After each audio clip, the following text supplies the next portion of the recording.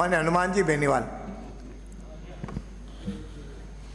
अध्यक्ष महोदय, सबसे पहले तो आप अध्यक्ष पद पर निर्वाचित हुए और सारे सदन ने, सारी पार्टियों ने, हमारे निर्दलीय जितने भी छोटे दल थे, इन सब ने मिलकर जैसे ही आपका नाम अध्यक्ष के लिए घोषित हुआ भारतीय जनता पार्टी की तरफ से, सब ने मन बना लिया था कि देवनानी जी अध्यक्ष बन रहे हैं तो हमें डिस्टर्ब नहीं करना, इनको अध्यक्ष करना, क्योंकि आप सबसे ज़्यादा, हमने देखा कि विपक्ष में रहते हुए आपने सबसे ज़्यादा लड़ाई लड़ी। मैं तो आपके साथ रहा हूँ और मैंने तो ये भी देखा है आपको इनका ध्यान ज़्यादा रखने की बजाय हमारा ज़्यादा ध्यान रखना, क्योंकि पिछली बार आपको बोलने नहीं देते थे। इस बात का भी आपको ध्यान में रखना कि पिछली बार जब आप स्टिकर लगाते थे, पर्ची लगाते थे, तो जैसे ही आपका नाम आता तो माइक बंद हो जाता था।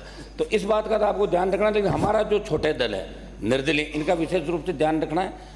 इस विधानसभा के अंदर अध्यक्ष महोदय, मैं लोकसभा के अंदर हमारे कई साथी जो लोकसभा के अंदर थे, विधानसभा का चुनाव लड़े, लोकसभा और विधानसभा के अंदर आने के बाद हमें एक चीज़ बहुत यहाँ खलेगी कि वहाँ लोकसभा 80, 90, 100 दिन तक चलती है साल के अंदर, और यहाँ 20 और 25 दिन विधानसभा चलती है। सारे दल यहाँ प्रतिपक्ष नेता का चयन नहीं हुआ, शायद उलझन के अंदर वो मामला जल्दी हो जाए। मैं इनको करता हूँ जल्दी प्रतिपक्ष का नेता बनाएं और हम सब मिलके आप सर्वदलीय बैठक बुलाएं और बैठक बुला के तय करें कि राजस्थान की विधानसभा कम से कम 30, 35, 40 दिन साल के अंदर चले। और एक चीज़ ये भी तय करें कि हमारे पास जब हम विधायक बन गए, जब सांसद थे, तो इतने लोग आते हैं कि विधानसभा में मामला उठा लो, लोकसभा के अंदर उठा लो, उनको लगता है कि लोकसभा विधानसभा में जैसे ही मामला उठेगा काम हो जाएगा। लेकिन दुर्भाग्य से देखिए, स्थगन लगता है, पर्ची लगती है, हम यहाँ बोलते हैं और उसके बाद मंत्री जवाब नहीं देते हैं। तो सरकार को, आपको ये नए नियम यहाँ बढ़ाने पड़ेंगे कि विधानसभा के अंदर कोई मामला उठता है,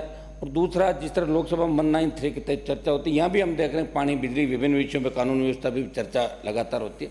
चर्चाएं भी समय समय पे हो, हाउस ज़्यादा से ज़्यादा चले, तब लोकतांत्रिक मूल्यों की रखवाली हो सकती है। हमें आपसे बड़ी उम्मीद है कि लगातार 3 से लेकर 23 तक आप लगातार जीतते रहे, और हमें यह भी पता है कि आप के दल के कई लोग ये नहीं चाहते थे कि आप जीत के बार बार आओ, लेकिन फिर भी आप आ जाते थे। आपकी बहुत मेहनत थी वहाँ पे आज, और हम तो ये चाह रहे थे कि आप एक दूसरे पद की ओर जा रहे हो, लेकिन चलो यहाँ आके रुक गए। अभी बड़ी बात, विधानसभा अध्यक्ष साहब बन गए। मैंने देखा दिल्ली के अंदर बहुत से नेता जो सीएम की बात करते थे, उनको विधानसभा को अध्यक्ष बना दिए देश के अंदर।